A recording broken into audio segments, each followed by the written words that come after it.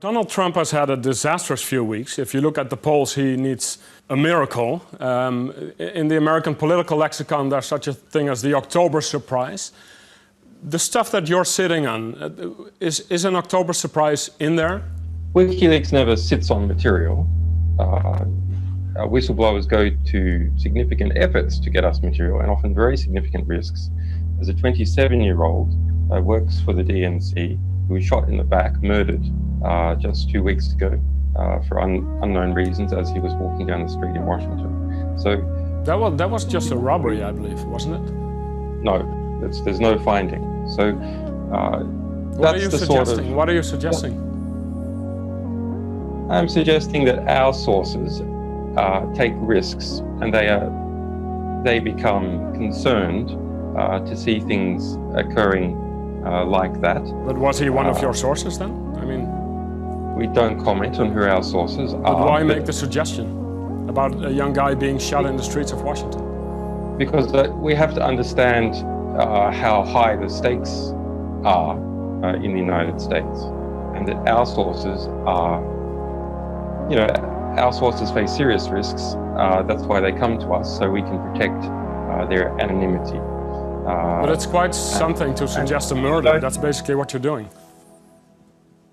Well, that others have suggested that. We are investigating to understand what happened in that situation with Seth Rich. WikiLeaks founder Julian Assange is raising questions about the killing, offering a big reward for information, and that is fueling political conspiracy theories. Fox News mainstreamed the ludicrous theory that this slain DNC staffer, Seth Rich, was a secret source for WikiLeaks. Supporters of President Trump are trying to use the story to discredit the investigation into Russian meddling in the election and possible collusion with the Trump campaign. There's zero basis for that. There's all kinds of things indicating that it wasn't a Russian hack. It was this guy named Seth Rich, who's the DNC's IT guy, who copied their emails onto a flash drive and carried them out of the building by hand. And then mysteriously died a few weeks later. This is a guy who is a real Bernie Sanders supporter, open Bernie Sanders supporter who worked for the DNC. The DNC absolutely rigged the primary against Bernie Sanders. He was aware of this. He was there while this was all going down. They didn't do what they were supposed to do. They helped Hillary Clinton become the Democratic nominee, and they actively tried to fuck up Bernie Sanders, right? And this is no joke, folks, showing that Hillary Clinton stole the nomination from Bernie Sanders, pure and simple. Seth Rich was murdered at 4 o'clock in the morning, shot in the back. They said it was a botched robbery, but no one took anything from him, and there's never been anyone that's charged with it, and there's no suspects. They claimed it was a botched robbery, but he had a ton of cash, a really expensive watch, a phone.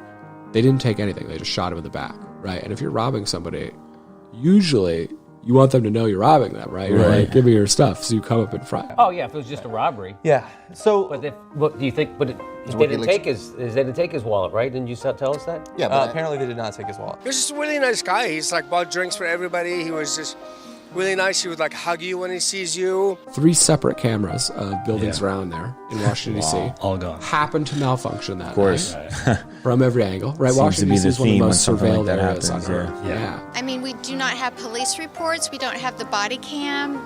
If they would just provide answers, we don't have to speculate. The guy got fucking murdered after he leaked information to WikiLeaks. If you don't think that's a little weird, what are you looking at? I don't know if this is true. We're waiting for evidence. Unlike the mainstream news media with their Russia bullshit, we're going to wait for evidence. The public accounting of the emails is known, that there was a lead up of intelligence about Russia doing this, then it was done, and then since that time there's been a wide variety of, yes, anonymous sources, but in different outlets saying that this was Russia and it had certain political goals. Would you say, though, all of that adds up to circumstantially strong evidence as a general matter?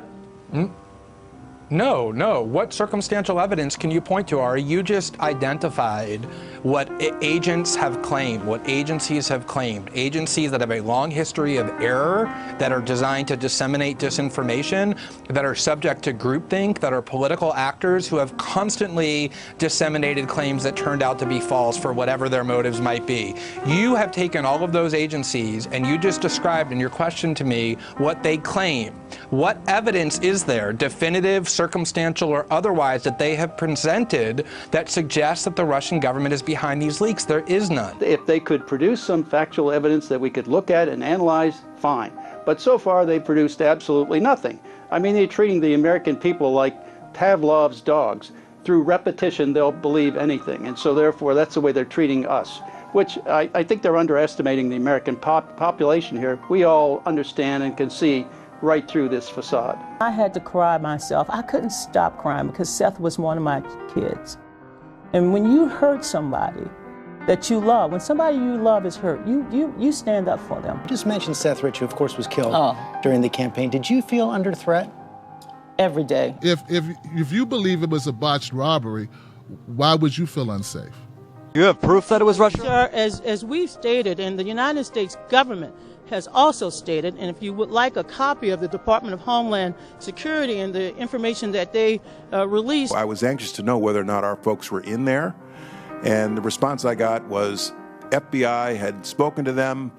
They don't want our help. They have CrowdStrike, the cybersecurity firm. Being able to tell the truth about what happened with the Russians, the attack on our government, do I regret any of that? No, I wish I could have done more, George. Our forensics folks would always prefer to get access to the original device or server that's involved, so it's the best evidence. Were you given access to do the forensics on those servers? We were not. We were a highly respected private company, eventually got access and shared with us what they saw there. We have brought in the best cybersecurity team in this country, and they have seen this. They know the markers. We believe with high confidence that it is indeed Russian military, and specifically the Russian intelligence agency of the Russian military called the GRU.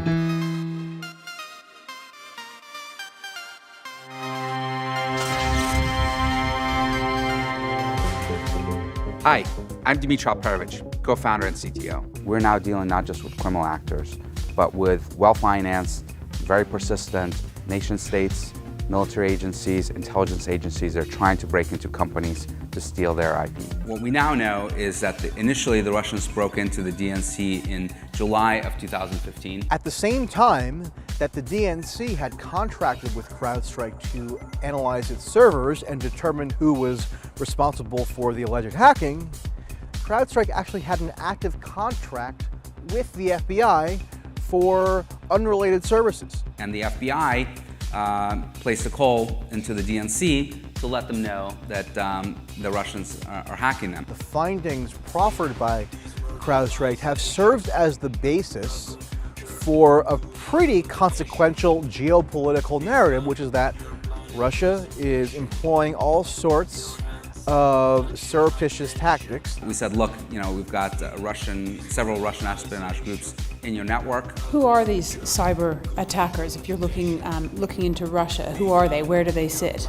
So by going into the DNC, we were able to see some of the very clear telltale signs of these two organizations. He is the chief security officer at CrowdStrike. The tactics that they were using, some of the malware, the targeting that they were doing and targeting they were doing elsewhere, that led us to believe with a high level of confidence that this was the Russian government that was engaged in some type of an espionage campaign. Sean Henry's testimony from December of 2017, he basically admitted that his firm CrowdStrike has no evidence that alleged Russian hackers actually took anything from the DNC servers that they allegedly hacked into. We were able to identify with a very high degree of confidence a group that we have attributed back to the Russian government targeting that DNC network. So I'll read you what he says. Quote, "We did not have concrete evidence that data was exfiltrated from the DNC.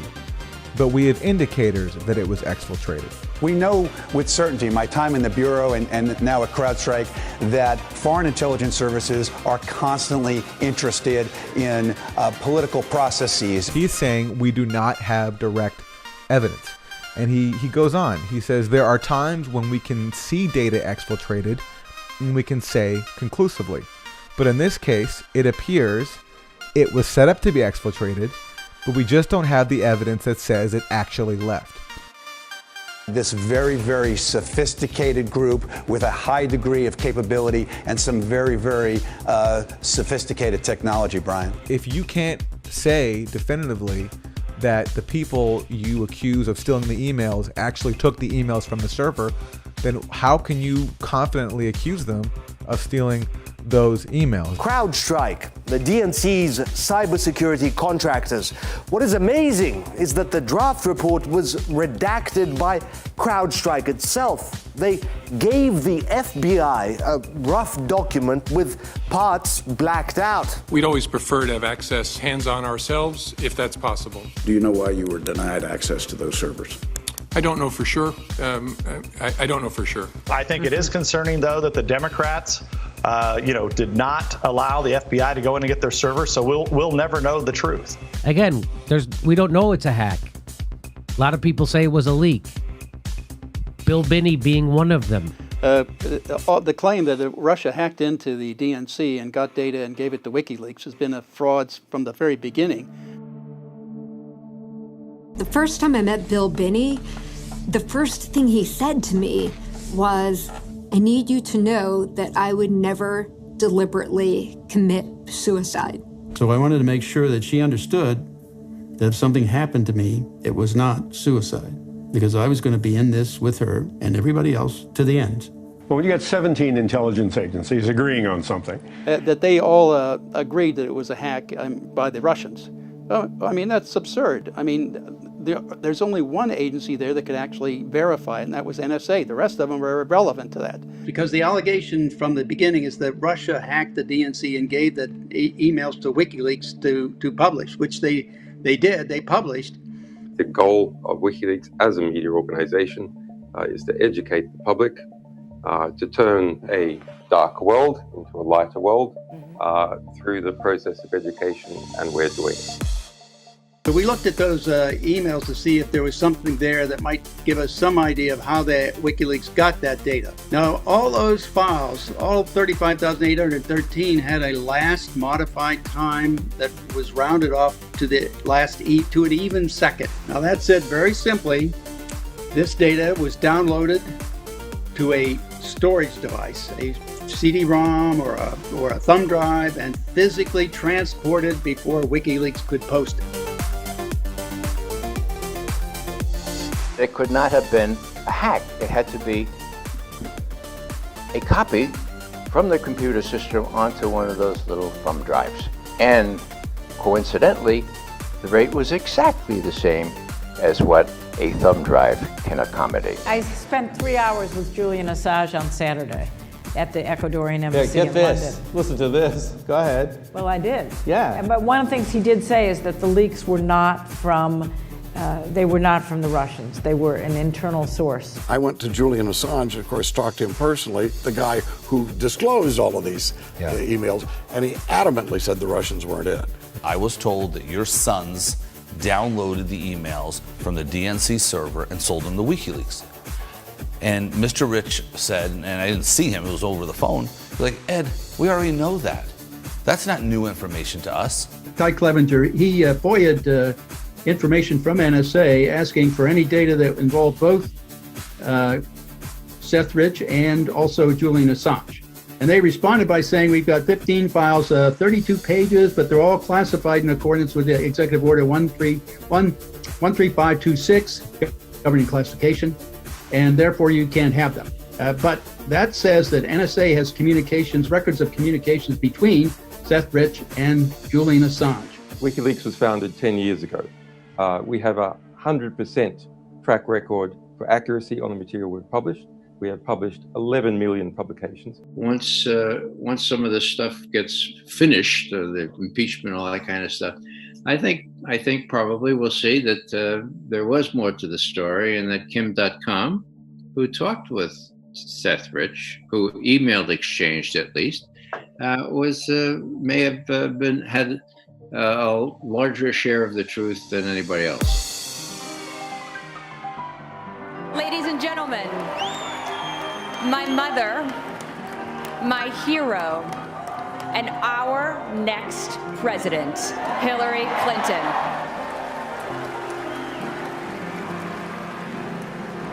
You tweeted that you were going to be Hillary's worst nightmare in 2016. How so?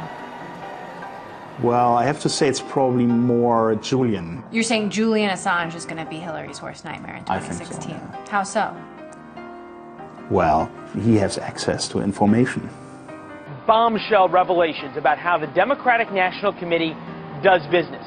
A WikiLeaks email dump suggests Bernie Sanders may have been right. The primary system was rigged against him. Welcome back to The Lead. This just into CNN. Russian hackers managed to infiltrate the computer network at the Democratic National Committee. Experts are telling us that Russian state actors broke into the DNC. The Russians were responsible for hacking the DNC. President Obama, who is under pressure for his administration's response to the Russian hacks. The Russian government's attacks on Hillary Clinton. Russian hack of the DNC. Russia. Russian government. I don't think anybody knows it was Russia. Possibly Russia. Possibly or probably? Probably. Russian government's hacking and intervention into our presidential election. Could not have happened without Vladimir Putin's blessing. It is an effort to interfere with the election process. An Omaha family is grieving tonight after their son was shot and killed in Washington, D.C. over the weekend. You've got two people that shot my son twice in the back. Our big goal now is to find who murdered our son. This was the result of a botched robbery. Our son may have had a short life, but he had a very wonderful life that he smiled and enjoyed. This conspiracy theory about a slain DNC staffer. With regards to these conspiracy about Seth Rich, they are baloney. Seth Rich signs. Seth is a kid that believed in America, and he wanted to help everybody, anybody. The Russians, who were, of course, actually behind the DNC hack. Make a difference, do good things, treat people fairly, and try to make the world better. I think that's what Seth's goal was, make a difference. And the problem is, how do you disprove a lie?